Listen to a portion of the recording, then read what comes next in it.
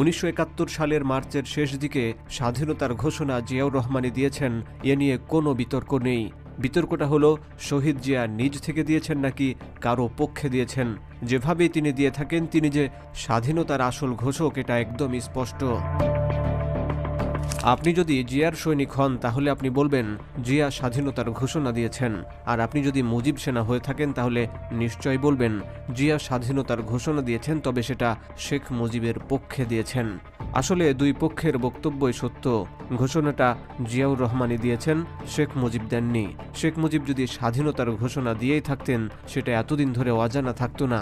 7ই মার্চের ভাষণের মতোই এটা গত 15 বছর ধরে মাঠে ময়দানে, হাটে বাজারে, সড়কে মহাসড়কে বাজত। শেখ মুজিবের স্বাধীনতার ঘোষণা দেওয়ার সুযোগ ছিল, কিন্তু সেটা তিনি করেননি। শেখ মুজিব কেন স্বাধীনতার ঘোষণা দেননি, আজকের ভিডিওতে সেই কারণ আমরা নিশ্চয় ব্যাখ্যা করব। তবে তার আগে আপনাদের কিছু তথ্য জানাতে চাই। চট্টগ্রামের কালুরঘাট বেতার কেন্দ্র থেকে শহীদ জিয়া স্বাধীনতার ঘোষণা দিয়েছেন দুইবার। প্রথমবার দিয়েছেন 26 মার্চ। সেই ঘোষণা একজন লিডারের মতোই তিনি দিয়েছেন, সেখানে অন্য কারো নাম উল্লেখ করা হয়নি। দ্বিতীয়বার জিয়া যখন স্বাধীনতার ঘোষণা দিতে শুরু করেন তখন রাত পেরিয়ে সকাল হয়ে গেছে, মানে 27 তারিখ হয়ে গেছে। নতুন ঘোষণাতে তিনি অতিরিক্ত যোগ করেন on behalf of our great leader Sheikh Mujibur Rahman. আলোচিত আমার ফাঁসি চাই বইতেও জিয়ার দুইবার স্বাধীনতার ঘোষণার কথা উল্লেখ আছে। কিন্তু রাজনৈতিক নেতৃত্বের পরিবর্তে কেন একজন মেজরকে স্বাধীনতার ঘোষণা দিতে হলো? কেন শেখ মুজিব স্বাধীনতার ঘোষণা দেননি? পাকিস্তানি বাহিনীর হাতে আটক হওয়ার আগে কি সেই সুযোগ ছিল না? প্রকৃত তথ্য হচ্ছে পাকিস্তানি সেনাবাহিনীর হাতে শেখ মুজিব আটক হননি, বরং তিনি আত্মসমর্পণ করেছেন।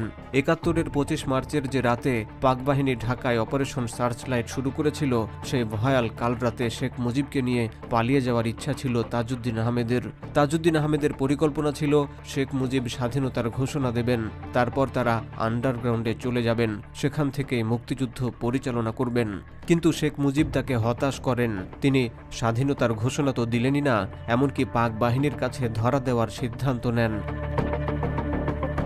তাজউদ্দিন আহমেদের বরাত দিয়ে তার বড় মেয়ে শারমিন আহমেদ তাজউদ্দিন আহমদ নেতা ও পিতা বইতে লিখেছেন, মুজিব ভাই, বাঙালি জাতির অবিসংবাদিত নেতা হলেন আপনি। আপনার নেতৃত্বের ওপরই তারা সম্পূর্ণ ভরসা করে রয়েছে। মুজিব কাকু বললেন, তোমরা যা করবার করো, আমি কোথাও যাব না।